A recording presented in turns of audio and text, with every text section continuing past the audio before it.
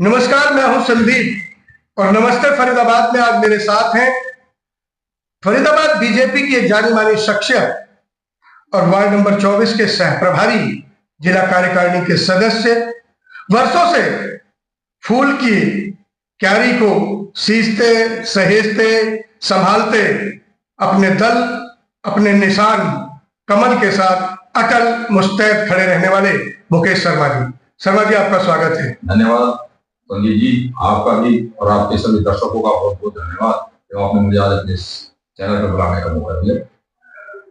मुकेश जी, वर्षों से संघर्ष कर रहे हैं आप। निस्संदेह कार्यकर्ताओं का मेहनत, पसीना, बलिदान रंग लाया। केंद्र में मोदी जी के नेतृत्व में सरकार चल रही है, नायब सिंह सैनी साहब मुख्यमंत्री बतौर काम कर रहे हैं और ट्रिपल इंजन बनने वाला है। 2 इंजन तो चल रहे हैं, तीसरा इंजन जुड़ने वाला है। क्या संभावना देखते हैं चुनाव को लेकर?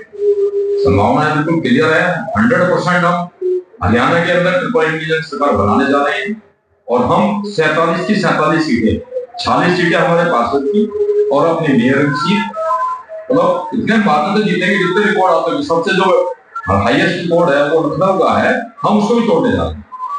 जनता का जो आशीर्वाद और जो जनता का प्यार हमारी मेयर साहिबा को या हमारे जितने भी कैंडिडेट्स को मिल रहा है, वो देख लेना। 2 तारीख के जब चुनाव पड़ेगा, पढ़ने के बाद जब 12 तारीख को रिजल्ट आएगा तो हम 47 सीटें बहुत अच्छे मार्क्स से जीत निश्चित है। जीत निश्चित, कोई रोड़ा, कोई शक नहीं, कोई डाउट। पर जो भगोड़े हुए, जिन्हें अभी पार्टी ने निष्कासित किया, जिन्होंने कहा कि कमल छाती पे बोझ था, अच्छा हुआ हटा दिया गया, उनके बारे में क्या राय है आपकी? देखिए, एक्चुअली मैं आपको बताऊं संदीप जी, भारतीय जनता पार्टी की पार्टी है, इसके अंदर ना इतना बड़ा परिवार है। हमारी जो पार्टी है विश्व की सबसे बड़ी पार्टी है और इसके अंदर जो कार्यकर्ता है, जिनकी पार्टी के अंदर आस्था है, वो कभी भागने की कोशिश नहीं करते। और जो ये भागे हैं, जरूर इनकी कहीं ना कहीं किसी जगह दूसरी आस्था जुड़ी रही होगी। आज ये अपने आप को ये कहते हैं कि हम पे बोझ था। मैं इनसे पूछना चाहता हूँ इन सभी खबरों से, क्या अब से पहले इनको बोझ नजर आता जब ये इस पार्टी के अंदर कोई पार्षद रहा, कोई किसी पद पे रहा, जब तक पार्टी की मलाई खाते रहे तो इनको नहीं ठीक था। मैं इनसे इस समय एक बात कहना चाहता हूँ कि ऐसा ना कहें कि बोझ था। ठीक है, आपने एक गलत कदम उठाया, पार्टी ने एक्शन ले लिया, तो उसके लिए आप कैसे बोझ कह सकते हो अपने आप को? नहीं, भगवान की कसम भी खाई, भगवान का कसम बोझ था। हाँ, वो अब तो शायद कुछ भी कह सकते, चुनाव चल रहा है ना, क्योंकि वो चुनाव लड़ रहे पार्टी की। जो पार्टी ने उनके अध्यक्ष जो एक अनुशासन से कार्रवाई करी है, क्योंकि पार्टी के पहले सिंबल पे हमारे पार्षद रहे, निर्वर्तमान पार्षद थे, तो पार्टी ने जब उनको लगा कि पार्टी की नीतियों के खिलाफ और पार्टी के कैंडिडेट्स के खिलाफ वो अपने कार्रवाई करने मतलब कार्य कर रहे हैं, तो इस प्रकार पार्टी ने कार्रवाई कर दी। देखिए, नहर पार से भी अवनीश शर्मा को निष्कासित किया गया और नहर इस पार से बिल्लू पहलवान, दोनों ही हल्के कार्यकर्ता नहीं थे बीजेपी के। ऐसे में 2 विरोधी हो गए आपके ही दल के, तो लगता है कि कमल की नैया पार हो पाएगी? फिर भी कमल से भारी क्या है? अब कमल से भारी कोई चीज है? आज पिछले 2014 से सबसे पहले हमारे अटल जी ने सरकार बनाई थी। 1996 सरकार बनी, चली, उनकी नीतियों से ठीक है, बीच में हम थोड़ा ब्रेक करे, लेकिन 2014 से जो हमारी पार्टी की नीतियां हैं जी, समाज में अंतिम पंक्ति में बैठे हुए व्यक्ति तक की हमारी योजना है। कमल से भारी कुछ नहीं है जी। ये सब कहे जाओ कि भाई वो बहुत भारी कैंडिडेट है, कोई भारी कैंडिडेट नहीं है। कमल की वजह से भारी थे, आज कमल उनके पीछे से हट गया तो वो अपने आप ही देख रहे ना, पानी में जैसे तैरते हैं वो तैर रहे हैं। तो बिल्लू पहलवान ने ठीक कहा कि भारी था इसलिए बोझ था। ये उनकी अपनी सोच है जी। कमल तो भारी थे ही, नो डाउट, तभी तो वो टिके हुए थे ना, आप वो हवा में उड़ रहे। आपको नहीं लगता बिल्लू फिर से रिपीट कर पाएंगे? देखिए, मैं आपको जानता हूँ, मैं आपको बता देना चाहता हूँ कि हमारा, आप रिपोर्ट उठा के देखिए, पीछे लोकसभा का चुनाव गया, विधानसभा का चुनाव गया। विधानसभा के चुनाव से हमारे माननीय राजेश मंत्री जो उस टाइम केंद्र में उसमें राज्य मंत्री है हमारे केंद्र सरकार के अंदर, फूड एंड सप्लाई मिनिस्टर जो है, पहले 30,000 समथिंग वोटों से जीत गए थे, उसके बाद में 37,000 वोटों से लीड किए थे इस क्षेत्र से। तो ये तो टोटल, और ये क्षेत्र की बात कर रहे हैं आप संदीप जी। मैं आपको बता दूं, शायद आपको थोड़ा संज्ञान में ला देता हूँ, जब पूरे हरियाणा के अंदर कोई विधायक नहीं होता था, गांव क्षेत्र से यहाँ तो भारतीय जनता पार्टी ने वो पौधा रोक रखा है, कृष्ण पाली का वो तब है इस गांव के अंदर कि यहाँ जन जन आदमी भारतीय जनता पार्टी, तो कोई शक नहीं है। जीते।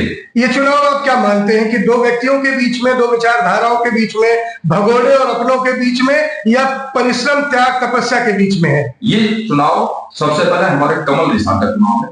हमारे जितने भी नेता सब कहते हैं कि हमारा कोई उम्मीदवार नहीं, कोई चेहरा नहीं, हमारा कमल का फूल है।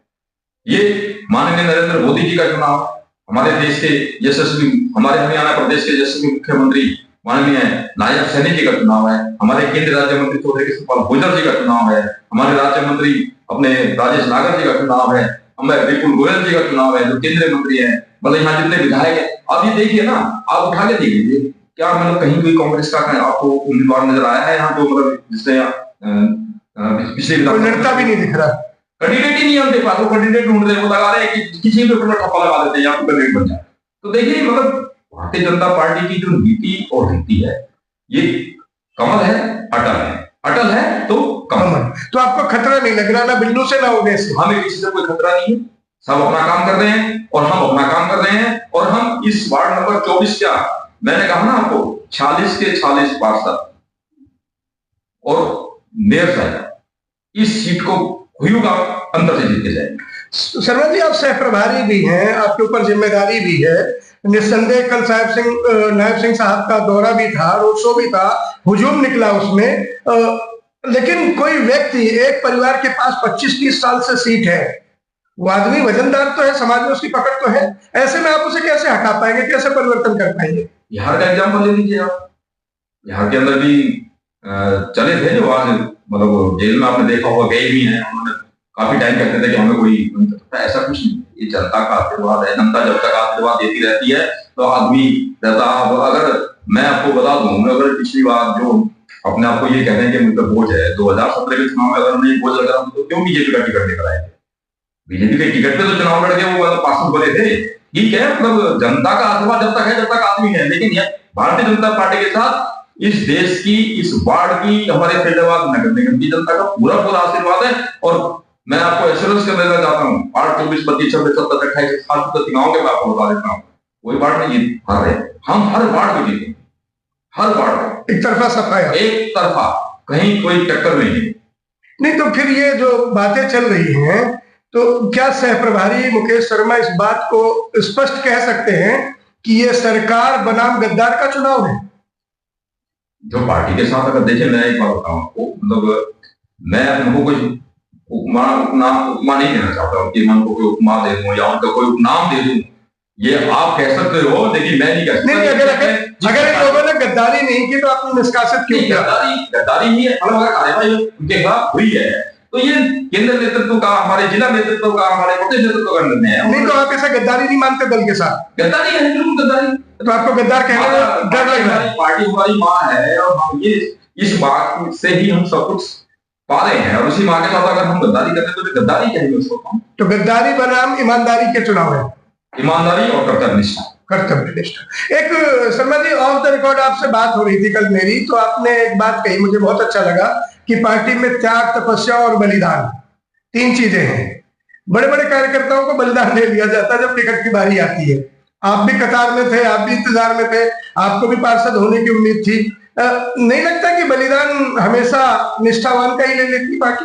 नहीं, देखिए, ऐसा ये कैसे केंद्र नेतृत्व का निर्णय होता है कि किसको मतलब टिकट देनी है, किसको नहीं देनी है, और यह सबका होता है, अधिकार सबका है, हर कार्यकर्ता का है। पार्टी का कोई भी कार्यकर्ता कहीं से भी किसी तरह से सीट टिकट मांग सकता है।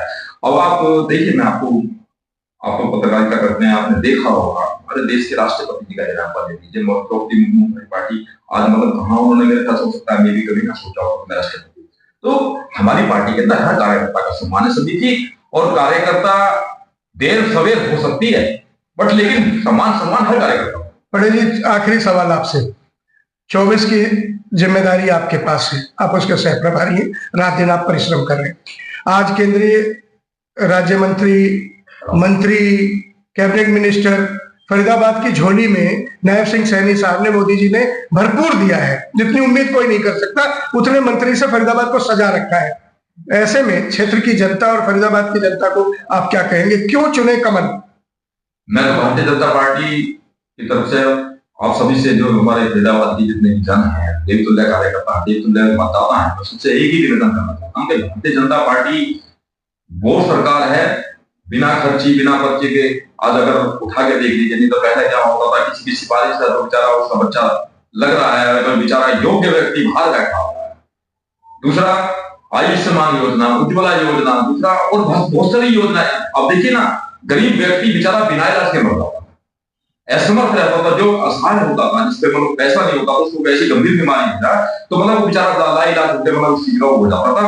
आज मोदी जी ने आयुष्मान योजना चलाई है, घर घर जो आप देखिए जो बीपीएल के अंदर रहते हैं उनको मकान दिए जाते हैं। वार्ड में लौट के आते हैं, वार्ड की समस्याओं पे आते हैं। 25 साल से लगातार एक परिवार और खासकर बिल्लू पहलवान के पास ये सीट रही, कोई चुनौती नहीं दे पाया, और आप कह रहे हैं कि वो कहीं खड़े भी नहीं होते, हमारे सामने टिकते भी नहीं, एक तरफा कमल की जीत हो। ये विश्वास है या अति विश्वास है आपका?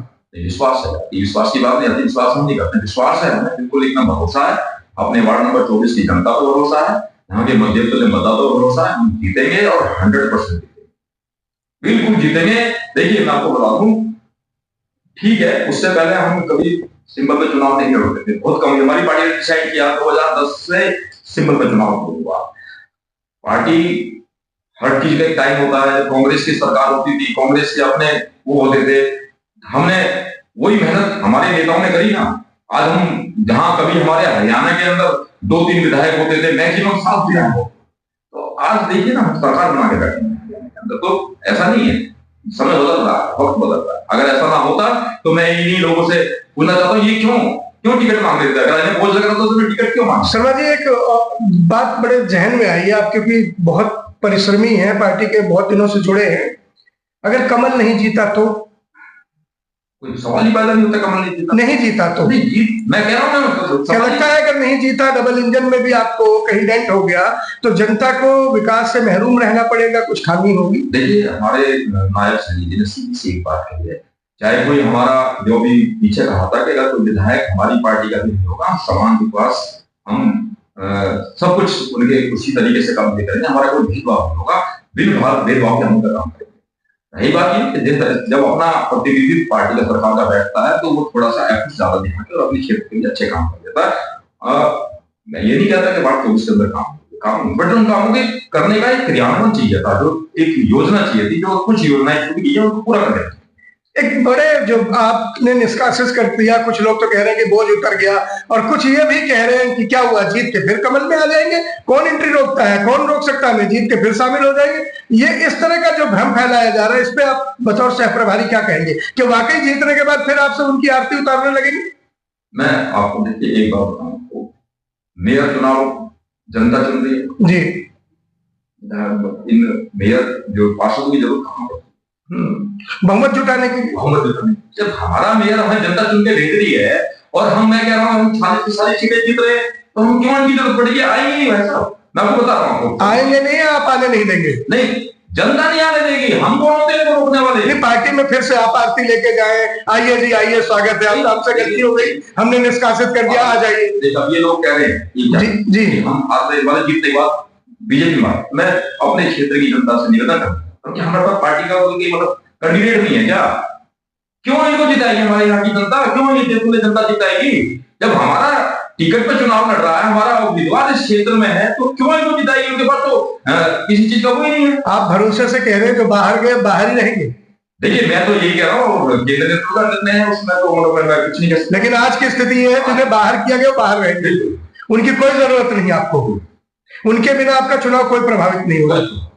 मुकेश शर्मा जी, आप कह रहे हैं कि आप ये वार्ड 24 नंबर वार्ड, चाहे अवनेश सामने हो या बिल्लू पहलवान, जीतेगा कमल निशान? बिल्कुल 101% जीतेंगे।